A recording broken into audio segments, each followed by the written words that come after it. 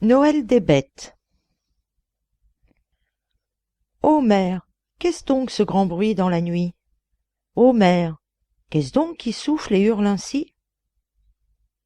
Il neige, c'est la bise qui souffle en tempête dans la neige, et ce sont de pauvres bêtes qui ne peuvent dormir de faim et de froid, qui soufflent, qui s'agitent, qui courent dans le bois par sauts et par bonds, qui vont comme les mendiants, clopin-clopant, où va le froid, où va le vent, où va la neige, où va le sang. Au fond du bois, vers une humble auge, où brûle un peu de feu d'étoile sur la paille. Là-bas, vers le triste et pauvre berceau, où vient de naître un petit agneau que lèche sa mère de sa langue rose. Et toutes ont de pauvres robes, beige, grise, noire, brune, couleur de soir, couleur de brume, couleur de terre et de misère. Et toutes souffrent dans le vent qui souffle, et hurlent et beuglent, et jappent et miaulent, et le vent hurle et beugle, et souffle dans ses trompes rauques et dans ses cordes cornes, et siffle dans ses flûtes aiguës et claque des dents. Et les sapins aussi font un long bruit strident. Des brebis belles, des faons râlent, un cerf brame épouvantablement, des biches passent, une flèche dans le flanc, et des lièvres dont le sang met des taches dans la neige. Il est aussi de pauvres oiseaux, des cailles, des grives, des perdreaux, des colombes, qui volent avec des ailes cassées, des coups tordus et des pattes fauchées, où tombe le bec ouvert plein de sang. Et des plumes rouges volent dans la neige et dans le vent. C'est le massacre des innocents. C'est la détresse humble et cachée des faibles, des timides et des doux. Pourtant, il y a les corbeaux et les loups. Et que disent-elles? Elles disent « Faim, faim !» encore et toujours, sans cesse et sans fin. « Faim !» Et les petits disent « Faim !»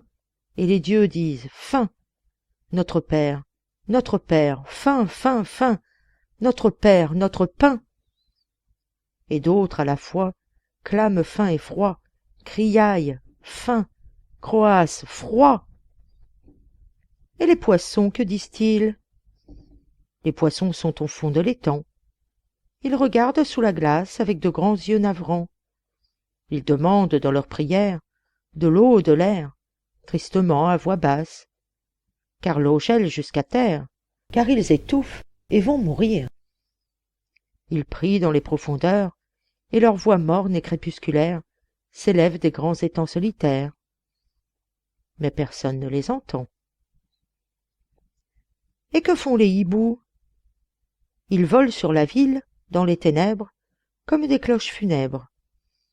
Ils crient « Unissez-vous, unissez-vous » d'un ton très plaintif et très doux. Et c'est la lamentation suprême, car les loups et les corbeaux ont mangé le petit agneau, et sa mère lèche son sang en pleurant et en bêlant, et quand on l'entend, le cœur se fend, car la misère est sur la terre, et l'universel hurlement gronde et monte vers le ciel sombre, vers le ciel implacablement. Ô mère, écoute! Il semble aussi qu'une voix très lointaine chante. Où est-ce ta voix qui chante ainsi? Il fait si noir, j'ai peur. Est-ce qu'il neige encore? La lampe s'est éteinte et le feu s'est éteint. La nuit touche mes yeux. Je m'endors et je pleure. Ô mère, donne la bénédiction du soir à mon cœur qui a pitié, et chante-moi, en me berçant, cette chanson plaintive et touchante qu'il chante là-bas, sans fin, sans fin. Mère, embrasse-moi comme je t'embrasse, pour tous ceux qui ont faim et froid dans le vent, dans la neige et dans la glace. Et dis-moi, je ne vais pas rêver tantôt que je suis le petit agneau et que le loup me mange? Dors, enfant, ce n'est qu'un songe. Dors, l'aube est proche. Dans le matin vont sonner les cloches d'or. Repose. Il passe un souffle d'avril lointain, la neige se fond, voici les roses. Ô mère, alors, comme un bon ange, prends-moi dans tes bras pendant que le loup me mange.